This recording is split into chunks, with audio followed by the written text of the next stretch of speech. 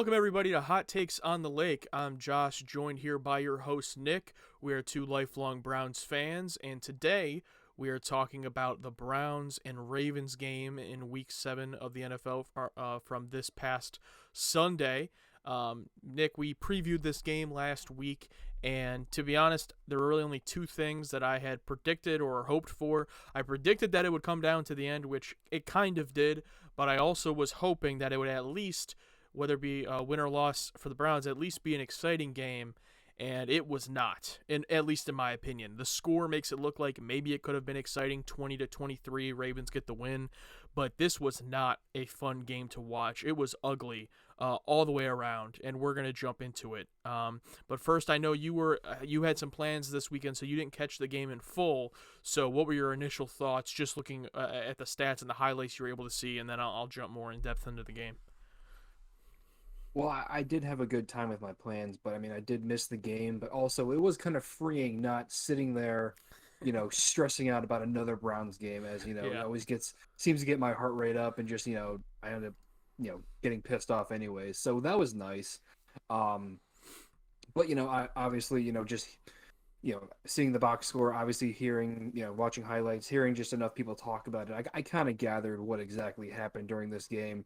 Um, and yeah, like you said, it was an ugly game. And just based on the fact that Lamar Jackson only completed 9 passes, and we still managed to lose the game, I think that kind of speaks volumes right there. Do you think there's any other team in the league that has lost two games this season where the opposing quarterback has completed single digit passes? Because I'm willing to bet there isn't. That'd be probably a tough stat to try to look through, but I'm gonna guess we're the only team that's happened to this year. I would even put money down that that's probably the only time that's happened in a season in NFL history, and of course it would happen to the Cleveland Browns. That's just honestly unbelievable. I mean, it's really just like I said, it just says it all right there. That really, this game obviously wasn't perfect on our end, but I mean, you still had a chance to win the game. It was still right there. Yeah, that is absurd. I mean, like I said, the game was not fun to watch. It was not exciting, but even just still, after watching the game, seeing that nine completions, I mean, that is ridiculous. And, you would think looking at that our defense did a good job this week, but they really didn't per se because, at least from the eye test, from the fans' perspective of watching it, there was nothing about this game where I was thinking, wow, our defense is really making plays. Our defense is really coming up and, limiting Lamar. Lamar just seemed off. And we talked about this a little bit last week in our preview, but something about Lamar this year, I'm not sure what it is with him right now, but he does not look at least like MVP Lamar, in my opinion. And this game was another example of it. They were able to still pull out the win, but they were.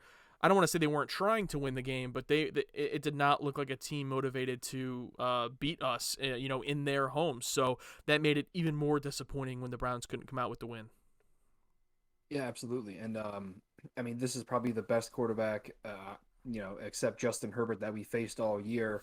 And again, we get lucky where they have, an uncharacteristically bad performance.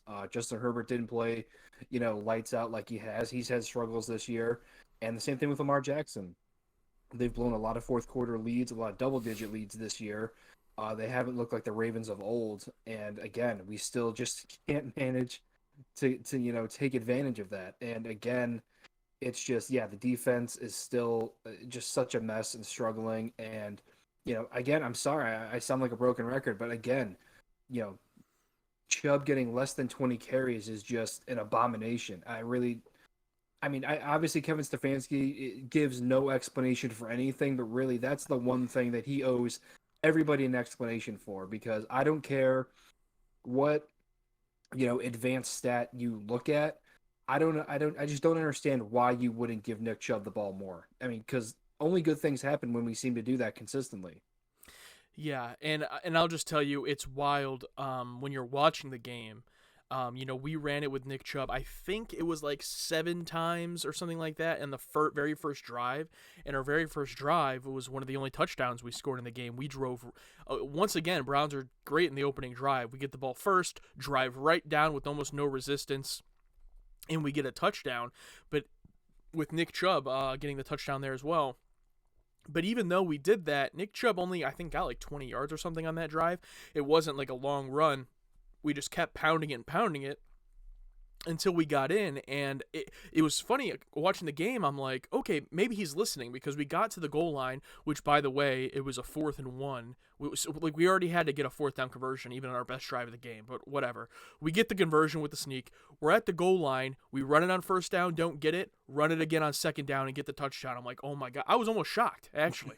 I was like, wow. And of course everyone on Twitter is like, oh, he finally, we gets it, all this stuff. But it's like, remember, this is the opening drive. We're always good on the opening drive. So then we hold Baltimore to a field goal. We get the ball back, field goal right away. And then in the following drives, the rest of the first half were all punts. And when you look at them, like, for example, the 3rd drive we had, we ran it on 1st down, ran it on 2nd down, and then ran it on 3rd down, and then went 3 and out, except all 3 of those runs were with Kareem Hunt. And it's like, we did say beforehand, like, get Kareem Hunt involved in the game and all of that, and I'm glad he got carries, but to go 3 straight times with him, and go 3 and out, I'm not going to put too much blame there and super analyze just one drive, but it was just stuff like that to where we got to the end of the first half, and I'm pretty sure after that first drive, Nick Chubb only touched the ball like 1 time the rest of the first half. And it's just weird things like that where you get right down the field and you pound it all the way down, not these huge breakaway runs or fluke things, but you pound it all the way down and get the touchdown, and then you don't give them the ball essentially the rest of the half. And I will say one more thing just to give a little bit of credit where it's due. Jacoby Brissett had probably his best first half of the season. I think at one point he was like 11 for 12 or something like that, or maybe even 12 for 12. He started out really great. I mean, he didn't have any picks in this game either, but no touchdowns as well. But he started out really good. So again, to give him a little bit more slack there, I can understand when Brissett is really hot, coming out of the game. Okay, maybe you save Nick Chubb a little bit for the end if you can, but it does make you scratch your head still. Yeah, absolutely.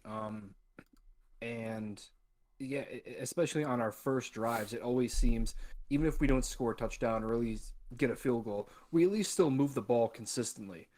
And then the play calling just after that is all over the place. When we should pass it, we run the ball. When we run the ball, we should pass it. I think, again, I think it just speaks to Kevin Stefanski trying to always outsmart the defense, always thinking, oh, I'm going to catch him off guard. And it just never seems to work. It's a good thing we're recording this on Tuesday, because I'm like, oh, well, Kareem Hunt only got 5 carries. Well, now they're just basically, all right, yeah, we're going to trade him. Everyone's saying that he's on the trading block now. And Greedy Williams too. Yeah, exactly. Which I don't even know what you would get for him, because I mean, even when he's healthy, it's not like he's been elite, and that's the thing, when he's healthy. So I don't know what you're going to get for him. But yeah, it makes sense now that they only gave Kareem Hunt 5 carries. And as far as Nick Chubb goes, I mean, I don't know. I mean, on one hand, I can understand if their philosophy is, look, I mean, we're obviously, especially right now, I mean, we're not going to make the playoffs. We didn't think they would anyways, but right now, I mean, there's no shot they're making the playoffs. Yeah. So I think their thinking would be, okay, we're not going to run Chubb into the ground. We're going to, not protect him, but, maybe rely on Brissett a little more, take some pressure off of Chubb, use Hunt when we can, maybe even use Dearness Johnson if we end up trading Kareem Hunt, or, not want to, risk an injury and devalue him in a trade. So then even when Deshaun Watson comes back, yeah, you'll have him for 6 games or whatever, but then next year, that's when, you'll have, Deshaun Watson and Nick Chubb, really, and you can just, let loose with the offense. I understand that, but also it's like, well, then if you're going to do that, why don't you just sit him for the rest of the year, honestly? If you're just not going to use him, if you're going to want to protect him, because, I mean, giving him 15 carries a game, he can still easily get hurt again. He can get another bad ACL like he did in college on, 15 carries. So it really just doesn't make any sense why they're doing it, unless they want to do, like I said, just save him for next season. But again, it's like, then why you have him out there in the first place? So that's the thing. It's just, I feel like I'm always just struggling to try to explain this, because it's just so baffling to me at times. Yeah, absolutely. And I just to finish up talking about the offense, Jacoby, I want to give him a little bit of credit. I'm not going to say that Jacoby Brissett lost us this game, but at the same time, I do think we would have won this game with Deshaun Watson. And it's not because Brissett made mistakes in this game or did anything poorly. He went 22 for 27, but he just doesn't have that big play factor, as much as a really good quarterback like Deshaun Watson, although he tries. And I want to give him the credit because like towards the end of the game, he barely had any passes like longer than 10 yards in this game. So he had good accuracy, but we've talked about it before. It's, check down Brissett, you know what I mean? It's like on that first drive, it was, third down and he passes a short check down to David Njoku, and that's why it was fourth down. I mean, he does not go long. But then every once in a while he does, and sometimes he hits, sometimes he doesn't. In this game, he was hitting. Late in the fourth quarter, he threw a bomb to Donovan Peoples-Jones, which he had an amazing catch on. I'm sure you saw it in the highlights. Great catch, and it was also like his best pass of the season. And then in the last one of the last drives of the game, which could have gotten us the lead, he throws a deep bomb to Cooper, who catches it for a touchdown, but unfortunately pushes off. And some people say it's a tic-tac call, but it is what it is. Offensive pass interference. He clearly did push off, even though there are times they're going to call that, and there's times they're not going to. This time they did, but you can't blame Brissett for that. It was still a great touchdown pass that was called off. So he really did well. I mean, essentially, in the game, it just felt like we couldn't quite get going. We really stalled out, and I think it's because we don't have that big play quarterback. Like if you switched quarterbacks in this one game, even though Lamar didn't play that well, we probably destroy the Ravens, with Lamar Jackson and them having Brissett, even though Brissett, looking at it, had the better stat line here. Yeah, absolutely. And I think that's I think that would apply to most of the games we played this year. If we had, that elite quarterback, we obviously have a winning record right now, and we are talking about, yeah, we can still make the playoffs instead of being all defeated, and obviously the playoffs are a long shot at best. I mean, I have no hope that they're even gonna come close to making the playoffs now. But yeah, it's just those little things, making those extra throws, instead of checking down. There's a play, I think it was against the Patriots, where they tried to force it third down, or I think it was a 3rd and 1. He tried to force it to Cooper, and Schwartz was wide open in the end zone. Elite quarterback with better vision, makes that throw, finds that open guy. Just things like that will really put us over the top, because the Patriots game is an exception, even though it got closer towards the end of the game. But these have all been really close games and really winnable if you had a better quarterback.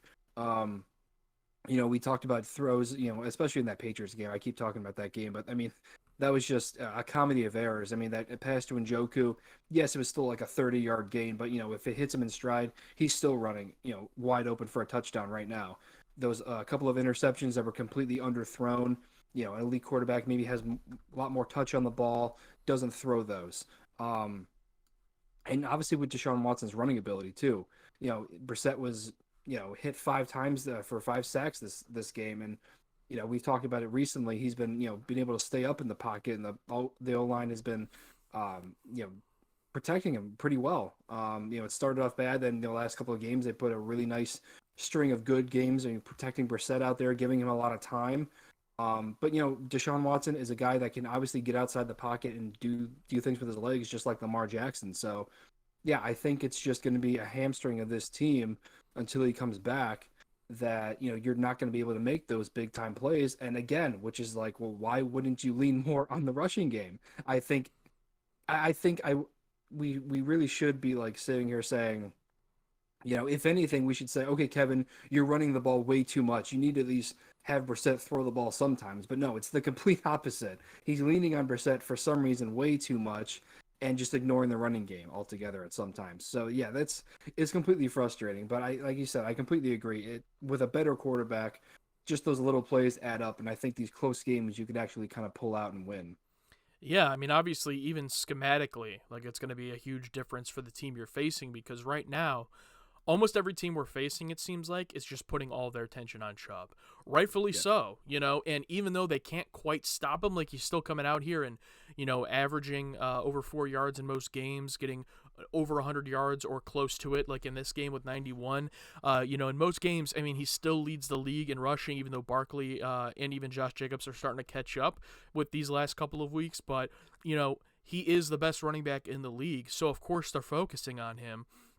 But if you have Deshaun Watson out there, it doesn't, I know we don't have the best receivers in the world per se as a core, but Amari Cooper is is a good number one receiver. He's a good receiver. Donovan Peoples-Jones has really come out this year and been really good. And even David Njoku, who unfortunately now is injured, I think it was a high ankle sprain, is going to be out for, it looks like a few weeks to a month or so. But he was doing really well too this year as well. So it wasn't like anything to, kind of just dismiss if you have Deshaun Watson out there. And even if he's not throwing 4 touchdowns or whatever, you still have to scheme for him like you do a Lamar Jackson or Patrick Mahomes, Josh Allen, that you just don't really have to do for Jacoby Brissett. So it's like, I can sit here and I can give him credit for doing better in this game. He did get sacked 5 times, and I do feel like on a lot of his sacks, he holds the ball way too long, but he's just not an elite quarterback, and that's not his fault. He wasn't brought in here to be the savior of our team. He was just in here to kind of keep us above water, but unfortunately, even though we're close in these games, we can't just keep losing. We're not going to be, above water or 500 or whatever. If we're, 2-9 when Deshaun Watson comes back, like, we're not getting into the playoffs, like you said. And I don't think, we're going to go, 3 of our last 4 or whatever we would need to be at 5-6 when Deshaun comes back. So at this point, it is kind of like I'm no longer even doing the math. I'm no longer even trying to think about our division standing or the playoffs. Honestly, every week for the Browns at this point, I'm just hoping Chubb gets as many yards as he can to hopefully be that the rushing champion this year, because he's come so close almost every year these last few years. Hopefully he can get that. And then I'm also just looking for improvements from some of our younger players that I know are going to be here in the next few years. People like JOK and that, who did do better this game. He had some good plays in this game. He's been obviously suffering the last few weeks, so but he was better in this one. And just a lot of our defensive players that are younger and are going to be here. Obviously, I want them to stick around. But these veterans that we've brought in are some of the players that maybe we drafted a number of years ago and aren't going to be here for their second contract. At this point, it's like, okay, is there even any point, like John Johnson III, who we brought in, or a Grant Delpit or a Greedy Williams we drafted?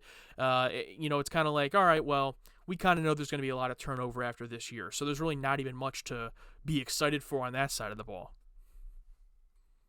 Yeah, I think it's depressing that I'm sitting here feeling that we're a little further away than I initially thought.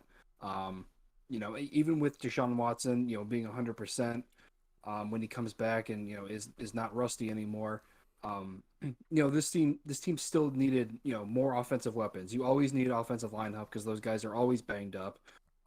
You need a better, obviously, my God, defensive tackles is a major hole. Linebackers is a major hole. And again, secondary is still a major hole. Again, I mean, it could just be the defense itself. Maybe the scheme is not the way that's working. Maybe these players are that good, and it's just, like I said, Joe Wood's fault. But that's really concerning to me that, we're still that far away when we really were, not Super Bowl contenders, but a few pieces away from really making some noise and being actual legitimate contenders that people have to take seriously. So that's one thing that I'm really disappointed in. But yeah, when we keep talking about these next couple of games here, it's going to be tough. And obviously, Njoku, one of his favorite weapons, is going to be out, like you said, 2 to 5 weeks. That's going to be tough. It's going to put a lot more pressure on Harrison Bryant, who, as much shit as we give him, even though it might be tongue in cheek sometimes, he's a good pass catching tight end, obviously. He just doesn't have that big playability like Njoku does. He doesn't have the athleticism as he does. He can still be solid, but I mean that's going to be a major hole, especially with Njoku's blocking. He's gotten a lot better in run blocking and pass protection in his young career. So that's going to be a major problem going forward. And again, Jacob Phillips, another guy who is not playing great, but again, I mean, he was your starting linebacker, and he's going to be out. Looks like the rest of the season. Again, I mean, I only saw the highlights. So I didn't really see what Deion Jones did. If he really even made an impact out there. I know he's still just coming back from an injury too, so you can't expect him just to come on, be an all-pro for the rest of the year. But still, yeah, I mean, injuries are going to pile up. And like I said, they weren't playing well to begin with. So when you at least have those starters not out there, it's just going to get worse, and you can get ugly really fast. I hope we're not sitting here, after ripping off 4 straight losses or anything like that. But I mean, realistically, if it keeps going this way, then I mean that's very feasible just with the schedule coming up. Yeah, I mean these last 4 games with Brissett, you know, we could very well go 0-4. I'm not even I'm not even gonna hide from that. I mean, we could definitely, I could see that happening and Yeah. being 2-9. So I'm not gonna act as if that's not a possibility. Um, However, I do think one thing to keep in mind is that except for the Patriots game, all of our losses this year have been within a score, and I think even less than a score. Like they've been within a field goal. I'm pretty sure all of them. Except I'll double check that. But I mean, this was another field goal loss. I know the Falcons was a field goal loss. I'll go check that real quick to make sure I'm correct. But I think they were all within 3 points, except for the Patriots game last week that just clearly got away from us. And with that being said, it reminds me I saw an interview with Joe Woods, which I actually had not really seen any of his press conferences, at least in the last year or whatever, and so I didn't really know how he talked at press conferences. But someone asked him about it, and he was like, "Oh, I think they made the comment because we're like the 30th ranked defense or whatever," and he was kind of like, yeah, but if you really look at the game, it keeps coming down to just a few plays, and we just gotta get better at those few plays, and it's like, yeah, do you mean every game in the NFL? like the point is you have to be good on those few plays. Like that's every team. It's like, what are Yeah, you talking exactly. about? It's like every coach could say that, unless you're in a blowout, every game comes down to a few plays. So, I just was like, oh no. Um, but to talk about that, we got to talk about the end of the game because unfortunately it was a bit controversial, and if you've listened to this podcast at all for any length of time, you probably know that I am never going to be one to blame the refs for a loss. I think if you put yourself and your team in a position to be screwed by the refs, you deserve to be screwed by the refs. That's just my personal opinion. I think it's it's probably controversial. Not a lot of people would agree with that. Obviously, refs should do their job. I'm not saying it's an excuse to be terrible. But the refs first, I already mentioned, had that offensive pass interference call, which called off the third down touchdown from Amari Cooper. And then the following play, we go to kick I think it would have been a 56-yard field goal, and a Ravens player then jumps off sides, which causes them to throw a flag. They huddle together and then call a false start on the Browns when none of our players moved. And as much as I don't like to blame refs, best case scenario, that's a sketch call. Like best case scenario, and I think they had Gene, the one guy, the analyst, come on afterwards and try his best to explain why it was actually a false start instead of a offsides, because even though the player was offsides, one of our linemen on the other side of the line moved his foot, and like some weird rule that made it a false start. But everyone was tearing apart the refs for this, because then obviously it makes it a 61-yard kick, which, to be honest, Cade York probably could still make, but then it gets blocked, and you think, would it be blocked if it was a 56-yarder? Those things, and that does eventually cost us the game for the most part. And I think Barstool Sports tweeted out, and they were like, called it one of the worst calls in NFL history or something like that. Like they were definitely roasting the refs on this one. And then I think oddest of them all, after the blocked field goal, it was like 2:08 left in the game, and the refs or clock operator, whoever's in charge of that, just let it run down to the 2-minute warning. And we had one timeout left. We did actually get the ball back. So if we would have had that one more clock stoppage, we would have had, probably still wouldn't have won the game, statistically, like percentage-wise.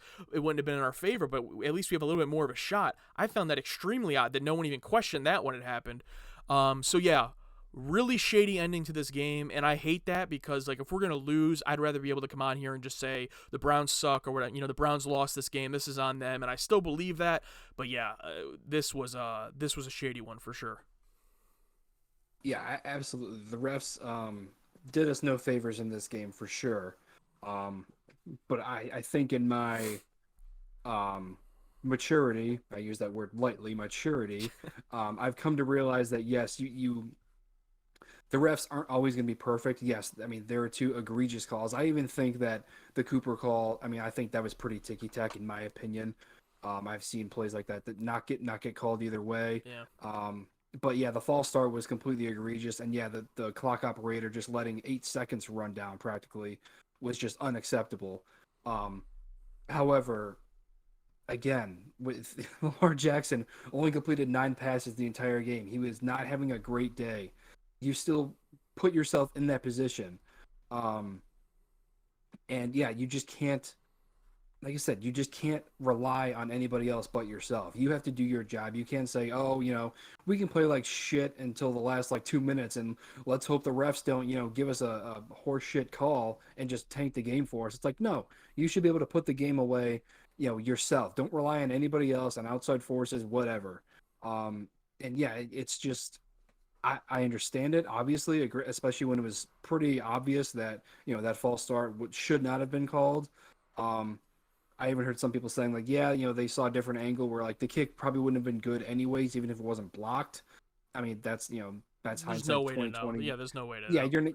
you're not gonna know. So it's tough. I understand it. Yes, you want the refs to do their job, and especially it just seems like every year they seem to get worse and worse. Even if it's not like a fourth quarter like game deciding call, they just seem to get worse and worse. There's no consistency out there with anything.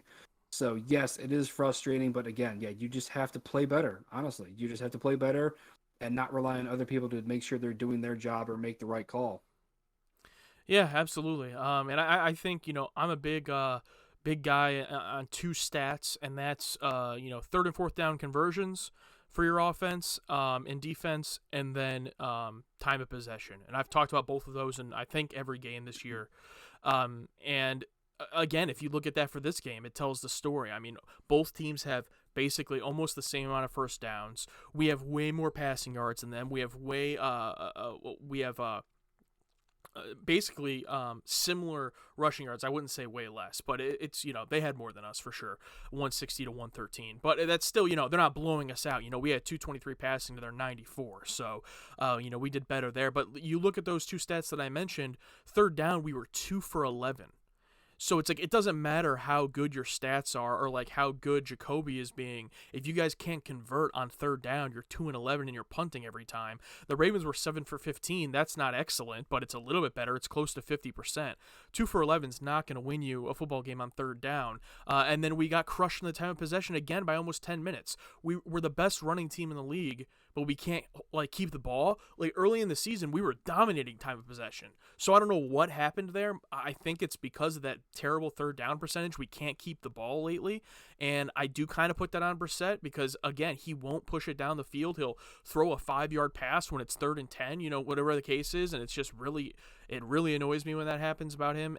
Or we just have penalties and we're so far back we can't convert. So that's really been frustrating.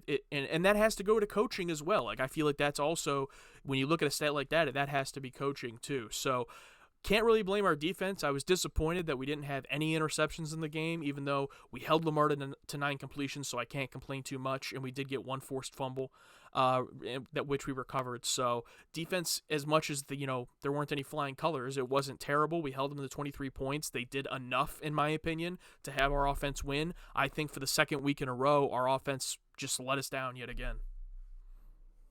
Yeah, and that's honestly what you have to do when you have a limited quarterback is use the rushing game to control the clock. And I think that's what Belichick, clearly showed us what to do because, you know, I don't know what Bailey Zappi is going to turn into, but all he knows is, okay, I got this rookie quarterback, who is unproven. I don't know what he's going to be able to do, but you know what? I'm going to control the possession of the clock. And they had, 10 more minutes than we did. They basically played our style of ball, and it bit us in the ass. So I think it's not just, oh, we're big fans of Nick Chubb. We want him to get the ball more. Just I want him to score touchdowns and all this other stuff. It's like no, that's how you control possession. That's how you not let the other team get into a rhythm with anything. Is having the ball more than them, and also keeping your suspect defense off the field as much as you can. So that's another thing just from a coaching standpoint. It's like you should know that. Like there's smart guys not only like in the front office but in the locker room as far as the coaching staff goes and the assistants and all that. So like there's smart guys out there. It's just why are they making the wrong decision all the time? It's just like, well, the stats tell us to do this and we're just going to live with the result. But it's like, okay, well sometimes you just have to do the common sense thing. If like we said a couple of weeks ago, if it's 1st and goal on the 1 yard line, I will live and die with giving Nick Chubb the ball 4 times straight up the middle and live with the results. I don't care if it's like, oh, well, we have a 78% chance if we do like a bootleg to fucking Harrison Bryant in the end zone. It's like, I don't care. It's common sense. You have the best running back in the league. Give him the ball. And it just doesn't seem to be happening for whatever reason. Yeah, and obviously we're going to talk about the Bengals game coming up here in our preview in our next episode, but you know, we've made a lot of jokes so far in the past about the Bengals and the Browns and us beating them every time the last few years, but my confidence has really never been lower because we have no reason to believe that we can beat any good or even just decent team in this league right now. I mean, the Patriots aren't very good. and they blew us out, The Ravens so far this year aren't very good, and even though it was a close game, they beat us. The Falcons are not good. I mean, the list goes on and on. I struggle to even think that we've even faced a really good team or a good team at all this year. Our game against the Bengals might be our first good team, so I have no confidence in us beating them based on what I've seen thus far. And we'll preview that in full in our next episode, like I said. But yeah, right now this has just become me rooting for Nick Chubb every game because there's really nothing else to root for until things get turned around. And I tweeted this out at the end of the game. It sucks. It is what it is, but it's the reality. It's just a waiting game at this point. Week 13, I think that's the first game in December. Like that's what we're all waiting for. And that doesn't mean for the playoffs this year. That doesn't mean to save our season. But literally, as a franchise, that's what we're all waiting for. We all knew there was a chance we were punting on this season by making the trade that we did and the consequences of who we traded for. And unfortunately, it looks like we can't keep up. We can't, overcome that this season. It might be just too much for us. And there's probably some really good players right here now that are being wasted this year that won't be here next year, like a Kareem Hunt, for example. And that sucks. Because I wish that we could have them when we are really good, hopefully, but that's not going to happen, it seems like. But I just don't want it to feel like all hope is lost. Let's burn it all down because, not to be like cliche, but it's like hopefully if everyone is correct, unless every analyst is wrong, like the guy is here, right? He's just not allowed to play. So that is coming. So just remember that unless you're one of those people that think everyone is incorrect and he is actually terrible. And if that's the case, then I don't know, just close the franchise at this point because I don't know what you're going to be screwed for the next decade if he's not good. So yeah, it's yeah, like I said earlier, it's just I don't know. It just seems to me that, these guys who maybe we just overvalued some of the players on there. And I mean, that's happened before. Even with our best players. I mean, I loved Joe Hayden growing up. Joe Hayden, was a Pro Bowler. I mean, he might have been even, not maybe on a first team, but maybe second team or third team All Pro one year. The only person he ever seemed to lock down was AJ Green for some reason. That was the only guy he was able to figure out. Everybody else he would get burned by. So I mean, he wasn't a bad player, but so I always heard so many people saying that he was so good, and he was like, I mean, he was good, but like he wasn't a Darrelle Revis. He wasn't, later on, he wasn't like a Josh Norman type of guy. He wasn't that guy. Maybe we just thought Grant Delpit would be this All-Pro safety, and he's not. Ronnie Harrison is another guy who 2020, he looked like, a great stud on defense in that secondary. Last year, struggled a lot, and maybe we thought, okay, maybe a contract year, maybe he's just kind of focused on that. They bring him back, and I mean, now it's just like he's the invisible man. I think I see him out there sometimes. I think I see 33. I'm not sure if I have or haven't. I feel like I have. I feel like I haven't sometimes, but he's not making plays. John Johnson was supposed to be this veteran guy. Certainly talks like a leader, but it doesn't show it on the field. Doesn't back up what he says. He likes to call out his teammates, but really doesn't really seem to be producing anything himself on the field. And obviously there was that report that I think it was Zach Jackson who there was a big argument, a shouting match in the locker room after the game, and you couldn't hear who said it, but somebody clearly said the quote, "No fucking leadership," and I mean it shows on the field. I mean, you would think Myles Garrett is your leader, but maybe he's not that vocal leader guy, and that's nothing against him. I mean, some guys are just not I mean, some guys that just aren't the vocal like leader type, and that's fine. But you need somebody to do that. That's the thing. It's like, I think Anthony Walker could be a good leader, but I mean, what good is it if he's injured on the sidelines and not playing? I mean, you need that guy who's on the field, getting in guys' face, making sure they know what to do, getting them, on the right page for everything. Um, and you just need a guy who leads by example too. You don't need a guy who talks the talk but doesn't walk the walk. So that's really the biggest concern for me is just there's no leadership. I think offensively, you have some guys who can be leaders. Uh, Chubb is more like a silent like leader. Like, okay, yeah, he's not going to say two words to anybody, but I mean, just look at him. He puts his head down. He works his ass off every single time he touches the ball. You have guys like Batonio out there who have been here for a long time, one of the best guards in the league. He's a clear leader on the offense. Defensively, you just don't have that, and it's a young group out there for sure. But even out of the veteran guys, you just haven't been able to seem to find that. And I think until we do, a lot of these issues still won't get resolved, unfortunately. Yeah, that's a really good point. And I think that's kind of like the line where like what we're able to speculate on or have knowledge about as a fan kind of starts to end.